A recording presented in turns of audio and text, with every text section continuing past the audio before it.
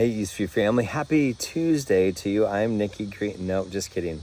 Jason Sniff here. Actually, Nikki Green is getting ready to go on sabbatical here soon. And so Connor and I are going to kind of tag team these Tuesday devotional while she's gone. So we wish her the best. Nikki, you're going to be missed. We love you. We hope that you get rejuvenated during your sabbatical season. Today, we really want to talk about John 13. I encourage you to go back to the Sunday sermon if you haven't been able to participate with that yet. There's some really cool just kind of insights into John 13 and what it means for you and I. I encourage you to check that out. Also, this is still week 3 of the Love My Community Study resource. That resource is available at eastview.church/LMC. And so I encourage you to go even now to get that study resource and begin to think about what does it look like for us? We are people who serve. And that actually comes directly from John 13 and this passage. Jesus is doing something very radical.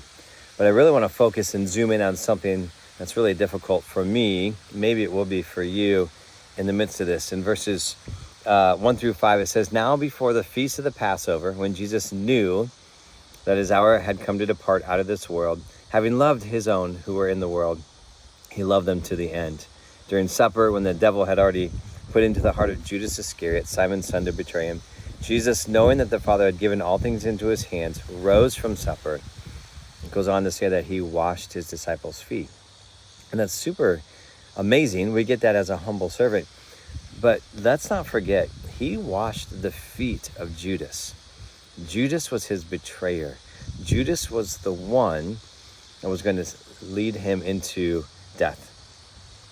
There's something astounding about this. I'm reminded of my youngest daughter, Genevieve. She's been talking about trying to figure out heaven and hell and Jesus. And she goes, "Sometimes I just want to punch the devil in the teeth." And I'm like, yeah, I understand that. I get that. Maybe not the best response. I don't know. But anyway, so certainly enemies can come through our adversary, Satan, the devil, and he causes and influences people to do ill and to cause evil. But there's something else there too in our everyday lives. There are people that we just have beef with. And you may not say like that person's my enemy, but you might avoid them, or you might do things that might cause some retaliation. That's what I want us to focus on today, because the main point here is that Jesus is still willing to serve Judas, the very one who's going to betray him. And that's astounding to me. It ought to humble us in our daily dealings. So I don't know, maybe you have an arch enemy, maybe you have a rival, or maybe more so there's just somebody in your life that you're just like, no, don't want to talk to them. How could you humble yourself as the way that Jesus did, in a healthy way, a way that has good boundaries? How can you humble yourself and serve that person? You know, it reminds me of Matthew 5. Our family's kind of been reading through that recently.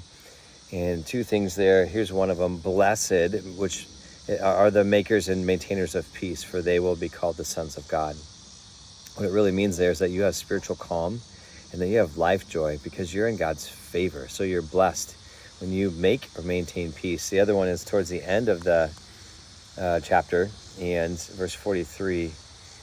"You have heard it said before, you shall love your neighbor and hate your enemy. But I, as in Jesus, say, love your enemies and pray for those who persecute you, so that you may show yourselves to be the children of the Father." But that love in here literally means that is unselfishly seek the best and higher good for somebody else. So as you think about who might be somebody that God's calling you to love, I don't know if it's an enemy or not, but who could you seek the best and higher good for them? How can you do that? That's our challenge today. Guys, thanks so much. Have a great day.